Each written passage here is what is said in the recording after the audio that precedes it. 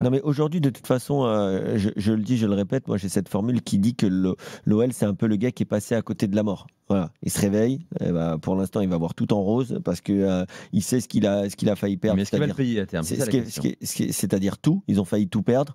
Et donc, aujourd'hui, quoi qu'il arrive, la saison, elle est déjà bénéfique pour l'Olympique Lyonnais. Dans le sens où, certes, ils ont perdu Mikotadze, et ça, c'est bien sûr très triste. J'en ai déjà parlé la semaine dernière. Mais aujourd'hui, leur début de saison, il est tout simplement historique, puisque ça fait 30 ans qu'ils n'avaient pas Plus que ça. ça fait plus de 30 ans qu'ils n'avaient pas connu un tel début de saison, avec 3 victoires consécutives. Le record est à 4 et ils pourraient l'atteindre dès la prochaine journée. Donc ça, déjà, c'est exceptionnel. Ensuite, tu as un entraîneur, et ça, Walid l'a dit, je suis plutôt d'accord, c'est-à-dire que on a un entraîneur qui, on a l'impression, est plutôt à l'aise dans ce genre de contexte, avec moins de pression, où c'est un peu l'underdog, l'outsider, qui n'a pas grand-chose à perdre et qui peut être la belle surprise.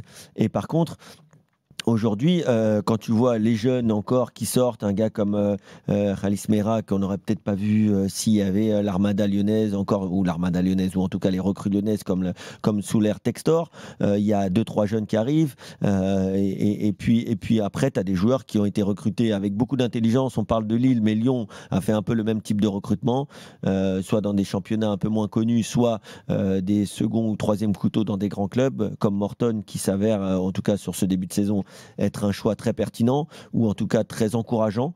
Donc oui, moi je trouve que l'Olympique Lyonnais est à la bonne place et je voudrais quand même féliciter, parce que ça n'a pas toujours été le cas, féliciter les supporters lyonnais parce qu'ils sont derrière leur club, parce que le stade est plein, parce qu'il y a un bel engouement, parce qu'ils savent que leur club est passé tout près de la catastrophe et ils ont envie de le soutenir, ils sont présents et je pense que peu importe les résultats, ils vont vivre quand même une saison, je l'espère pour eux en tout cas, plus calme que les dernières. Et donc moi je T'es trouve pas que inquiet, toi, je suis pas quand du tu tout vois inquiet. l'effectif, quand tu vois ce qu'il y avait Je suis sur pas le du tout banc inquiet parce que Marseille, entre l'entraîneur, entre le centre de formation, on a dit qu'il était moins performant qu'avant, mais il y a toujours quand même des pépites dans la région lyonnaise. J'y serai encore ce week-end. Il y a beaucoup de clubs, il y a des très gros clubs amateurs, il y a des très très beaux clubs formateurs. Et Lyon, c'est a un maillage qui est très très précis et qui arrive à récupérer quand même à chaque fois les meilleurs joueurs. Donc je pense qu'ils sont quand même pas loin de la vérité à chaque fois. Je fais de l'info-service pour ceux qui t'écoutent et qui t'adorent. Tu seras où ce week-end? Je serai à Limonest. D'accord, donc on pourra te voir samedi vers 18h, c'est ça? Vers 17h. Voilà, Kevin Diaz sera là, il signera.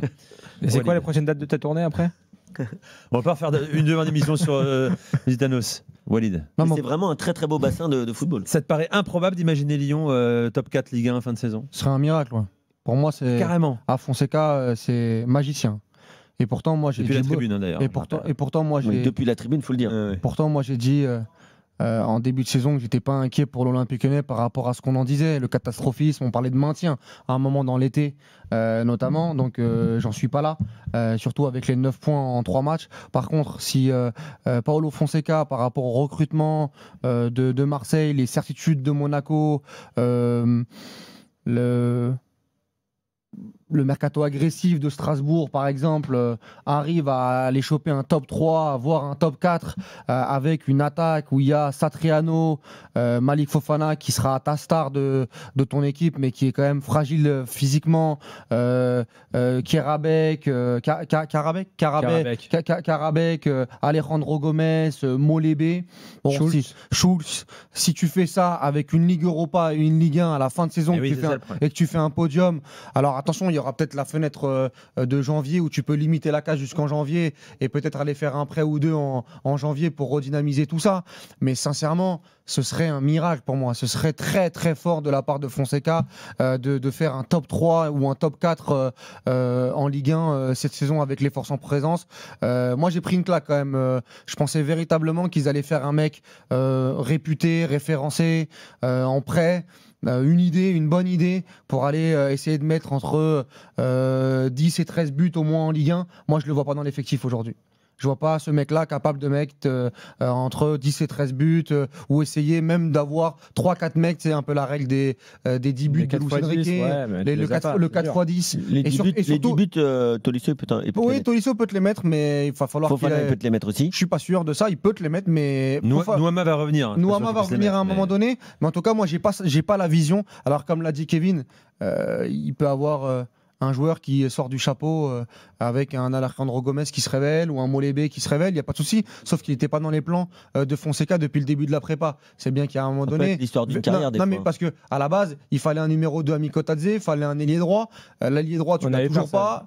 Et t'as même plus de numéro 9, t'as pas Mikotadze. Et Fofana, je répète, j'aime beaucoup Fofana. Mais Fofana, si on regarde bien la saison dernière, il sort beaucoup à la 60e. Il a eu quelques pépins physiques en deuxième partie de saison.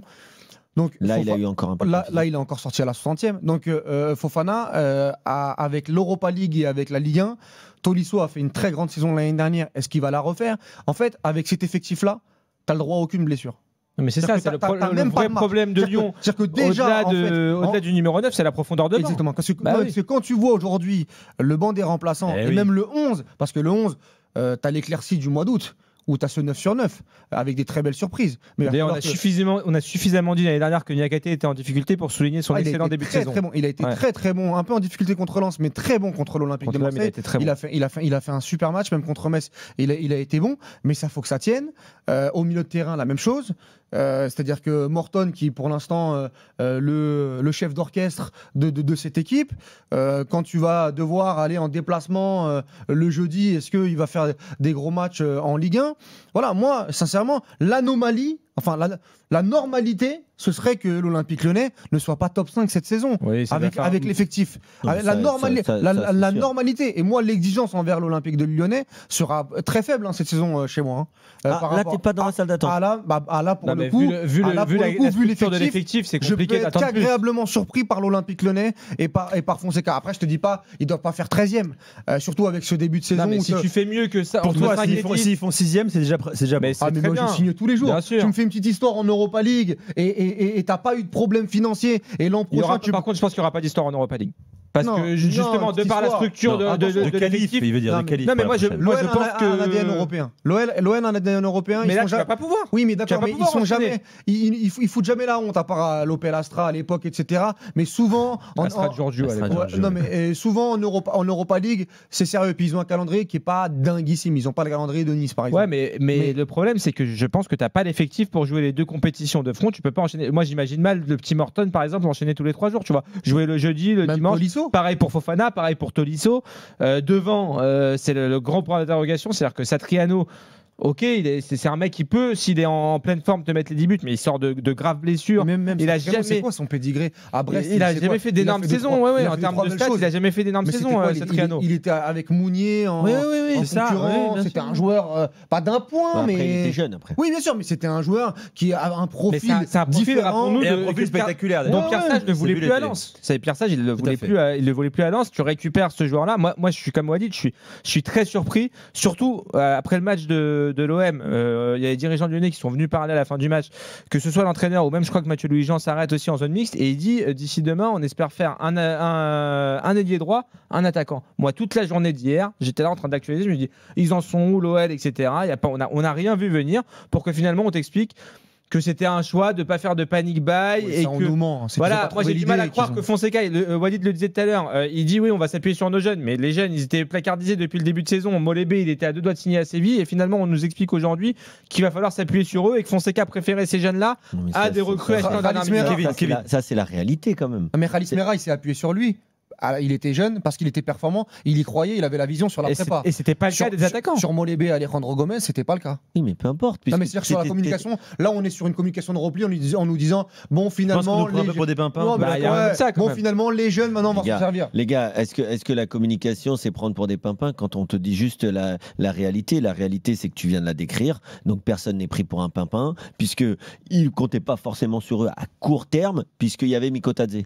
Mais finalement, il n'y a pas Mikotadze. Mais pour moi, eux, ils sont censés anticiper. Leur job, c'est d'anticiper le départ de Mikotadze et de te dire qui on prend. Puisqu'ils voulaient vendre à la base plutôt. Oui, mais on l'a su il y a une semaine. Tu vois, on a su une semaine ou 10 jours à la fin du mercato. Fofana voulait pas partir. Avec eux sur le fait ils n'ont pas eu un coup d'avance. De pas vouloir. Ouais, mais ils peuvent pas avoir un coup d'avance. Ils n'ont pas d'oseille. Le coup d'avance, il faut avoir de l'oseille. Regarde un mec comme Mathieu Bodmer au Havre, il arrive toujours. Il a pas de. Sec. Non, mais si tu bosses. Alors moi, j'ai une liste. C'est d'avoir des joueurs libres. J'ai une liste d'attaquants libres, les amis. Des jokers. Des jokers, d'accord, parce que c'est la seule possibilité pour Lyon de recruter un attaquant. Alors, j'ai lu aujourd'hui que l'agent d'Iheanacho l'avait proposé à Lyon, quoi. Finalement, on n'en a pas voulu à Lyon. le Nigérian. J'ai quoi? J'ai Paco Alcacer, avant-centre libre depuis 1er juillet. J'ai notamment Yohan Boli. J'ai Karl Toko Ekambi libre. Ah ouais, le retour de Toko Ekambi là, on y est. Karl Toko Ekambi.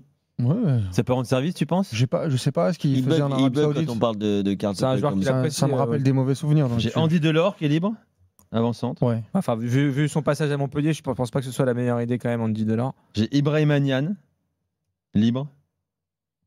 Voilà. Il n'y a rien d'incroyable en fait. Rien d'incroyable. J'ai Hakim Ziyech qui est libre, je tiens à le dire aussi quand même. Pourquoi pas? Hakim Ziyech, un jour, il faudra faire un petit point jouer à droite. Sur sa carrière. Hakim Ziyech. On va quand même faire un petit point sur sa carrière. Tout à fait. Jakel est proche de LG, me dit Najib Hakim Ziyech. Osema est avec nous, 32-16, supporter de l'OL. Salut Osema. Alors bonsoir à tous les observateurs du foot. Salut Osema. J'ai précisé, je ne suis pas supporter de l'OL, Nico, quand même. Ah bon? Je suis un observateur du foot, je suis un apatride du foot, moi. D'accord. Alors vas-y, ton regard sur Lyon. Oui, la question de départ, c'était est-ce que le miracle lyonnais peut-il tenir? J'avoue que moi, cet été, j'étais un peu, je vais pas dire choqué, mais un peu interloqué par les avis, comme quoi Lyon allait jouer le milieu de tableau, limite le maintien. Là, on n'est pas en première ligue, là, donc on a vu que en Ligue 1, il faut quand même être lucide sur le niveau de notre championnat. Le 11 lyonnais, il n'est pas dégueu. Mais je pense qu'avec ça, il y a moyen de faire un top 7 plus ou moins tranquillement, quoi. Parce que quand on voit Nice qui a régressé, là, visiblement, ça sent la saison galère. Lille, bon, ils se sont un peu rattrapés à la fin du mercato, puis c'est un nouveau cycle. Lens, pareil. Je comprenais pas trop ces avis qui disaient qu'il allait avoir une saison hyper compliquée à Lyon, alors que bon, c'est vrai qu'au niveau du banc, je suis d'accord avec vous, vous avez dit plein de choses, je suis d'accord. Au niveau du banc, ça va être compliqué, mais au niveau top 7, ça, enfin, je pense que c'est largement faisable. Je sais pas ce que vous en pensez vous, mais pour moi, après il y a des matchs, de toute façon, l'Olympique Lyonnais, même avec le peu de matériel à disposition, peut-être que l'histoire qui vont nous raconter avec la détermination, un supplément d'âme, des joueurs qui sortent. Pourquoi pas, mais il faudra, moi je pense que si ça arrive, il faudra valoriser énormément le travail de Fonseca, des joueurs, parce que là maintenant la saison leur appartient. Hein. Et ça s'est déjà vu en Ligue 1 que ce ne soit pas les plus gros budgets qui arrivent au bout à la fin. Faites-nous rêver, tu sais pas ce qui peut se passer. Tu as parlé de Nice qui, avec le début de saison catastrophique, les recrues, un enchaînement de mauvaises décisions, un Francaise qui peut prendre la porte ou qui peut démissionner.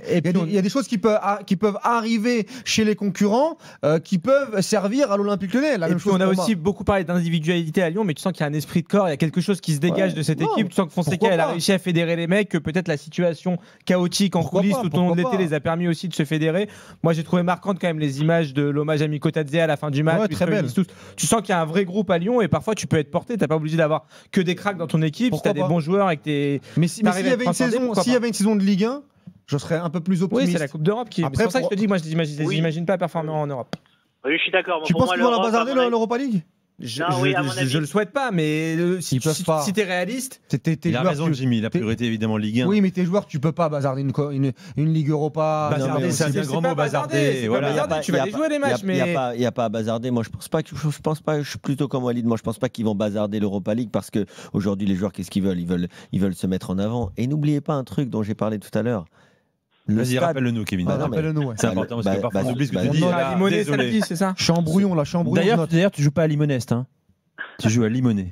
Ouais, ce qu'on nous dit sur WhatsApp. J'ai dit Limonest. C'est ce qu'il a dit. Il a dit Limonest? Non, il a dit. Ah, il est fort. Mais tu peux pas l'avoir. Mais le stade de Lyon, je l'aurai un jour. Je l'aurai. Le stade de Lyon, il est extraordinaire. Donc aujourd'hui, d'accord. Aujourd'hui, tu es un joueur. C'est ça en fait que tu voulais nous rappeler? Je te dis que en Europa League, le stade c'est quand même 60 000 personnes. Hein. Ouais, mais est-ce que tu vas faire 60 000 en phase de poule d'Europa League? Je suis pas sûr. Mais vous oubliez un truc, le stade il s'appelle Groupama. Exactement. C'est Parc OL maintenant. C'est Parc OL. Oui, ça a changé. Le Parc OL, c'est quelque chose. Et donc moi je te dis que quand tu es joueur, quand tu même si tu es Morton, même si tu as. C'est important l'engouement autour de. Bien sûr, les jeunes. Le bruit, les supporters de Prague. Je suis assommé de l'argument. Ils arrivent. Attends, ils arrivent là. Est-ce qu'on a un jingle à vie tranchée, Kevin Diaz, s'il vous plaît, parce que celui-ci on va les. Là, il y a un truc là, on est Polo, envoie-moi un jingle à vie tranchée, pour un petit Adam Karabek là, de jouer l'Europa League. Le training center. sais qu'ils ont un training center à l'Ouest, ou même pour un Khalis Mera, jouer la Coupe d'Europe à domicile, aller faire des voyages. Moi, je vous dis que tu vas être plus motivé le jeudi en Coupe d'Europe que pour aller à Lorient ou pour aller à Strasbourg. Je peux te rejoindre. Donc voilà. Donc, mais en Ligue 1, c'est même ça aussi. Vous souriez, mais jingle à vitre Kevin. On y va. Je l'ai vu la dernière année quand il jouait à Lusitanos. Mais bon, c'est quand même le meilleur tireur de coups de pied arrêtés que j'ai vu de l'année. Toute division confondue. RMC 21h21. C'est que l'arbitrage Kevin Diaz, le stade, les supporters, c'est important. Non, le stade va aider l'OL cette saison. Bien sûr, le stade va aider ces jeunes joueurs à se transcender en Coupe d'Europe. D'accord. Capsule.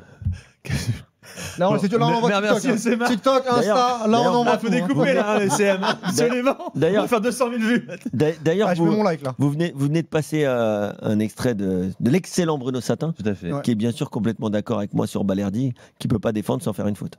D'accord. Voilà, ça c'était pour Walid. Est-ce qu'il est d'accord sur l'importance du Parc OL? On saura peut-être dans 10 minutes. On verra combien de matchs ils vont perdre. Tu nous fais le point Satin à chaque fois sur tes analyses? Voilà, exactement. Voilà pour Lyon. Merci Osema, observateur du foot. Merci beaucoup, je vais noter. Salut, donc, c'est qui ton club du coup? Les supporters peuvent aider les joueurs, je vais noter. Oh, il chante Osema, il va. C'est qui ton club toi du coup? Monaco? Non, je suis un apatride du football, Kevin. Ouais, j'y crois pas trop à ça. Okay. Ah, j'aime le beau jeu, voilà. Mais toi aussi, Kevin, finalement. Non, moi je suis pour mon club, moi. Saint-Maur-Listanos. Ah, d'accord. Mais t'as pas d'autre club? Non, c'est mon club. T'es pas sympathisant de club? C'est mon club. D'accord. T'as pas un club dans le sud de la France que t'aimes un peu plus que d'autres? Quand j'étais jeune, je préférais l'OM que Paris. Ouais. J'aime bien aussi Benfica, si tu veux savoir, mais mon club, j'en ai qu'un seul. D'accord. C'est le seul club, peu importe contre qui il joue, je serais pour eux. Aux Pays-Bas, t'as un club? Non, pas du tout. D'accord. T'as pas de club? Supporter de Porto, on attend au 32-16.